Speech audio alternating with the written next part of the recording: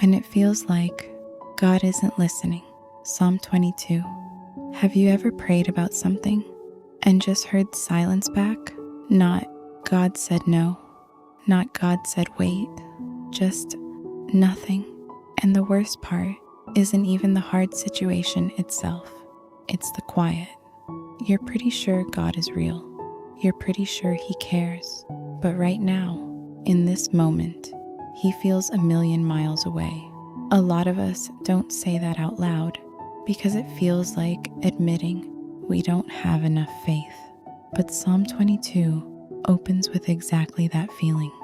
No filter, no cleanup. Psalm 22, verse 1. My God, why have you forsaken me? Why are you so far from saving me? So far from my cries of anguish? Here's the thing though. This isn't a verse about doubting God. It's a verse about clinging to Him. Look at how the writer starts. My God, not just God, not hey universe, my God. Even while everything feels broken, He doesn't let go of the relationship. He's saying, why have you left me? And you're still mine in the same breath.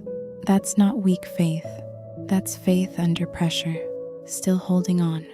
The word for forsaken in the original Hebrew, azab, basically means let go of a hand you were holding.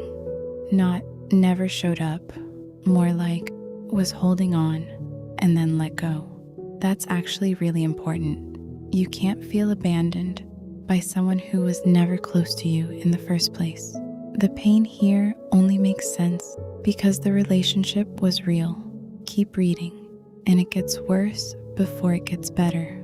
Psalm 22, 6-8. I am a worm and not a man, scorned by everyone, despised by the people. All who see me mock me. He trusts in the Lord, they say. Let the Lord rescue him. That line stings extra hard. Let God rescue him, since he trusts God so much. That's not just teasing. That's someone attacking his faith itself, mocking him for trusting God and not seeing anything happen.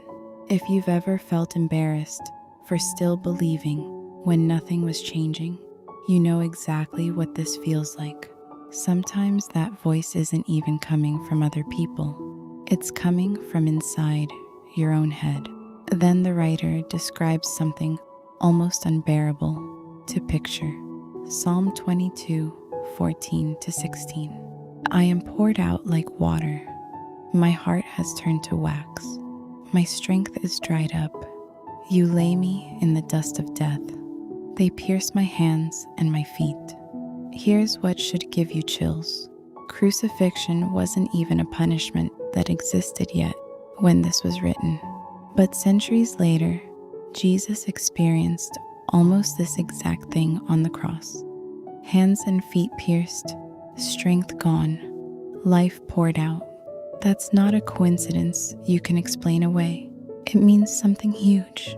When you're in so much pain, you can barely form a sentence, and all you can do is cry out in a broken, desperate way. That cry might be closer to God's heart than you think.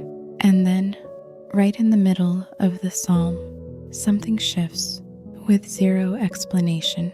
Psalm 22, 22-24. I will declare your name. You who fear the Lord, praise him, for he has not despised or scorned the suffering of the afflicted one. He has not hidden his face from him, but has listened to his cry for help. 21 verses of falling apart. Then, suddenly, praise. No verse in between explaining how. No, and then God spoke to me, and everything made sense. Nothing changed on the outside.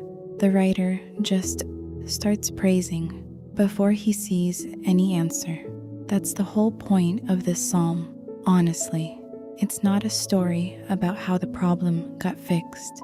It's a picture of someone choosing to praise before the fix ever showed up. Sometimes faith isn't waiting until you see the answer to trust God. It's speaking up before you have one. The psalm starts with, "Why have you left me?" and ends with, "He has not hidden his face from him." That second line is God's quiet answer to the first. It might feel like he's gone silent, but silent isn't the same as absent. That feeling of being let go of, it's real, but it's not the whole truth. So if that's you right now, if you're praying into what feels like static, you don't have to wait for the answer before you say something good to God. Sometimes praise starts exactly where the answer hasn't shown up yet. That's not fake positivity. That's real faith, doing the hardest and most honest thing it can do.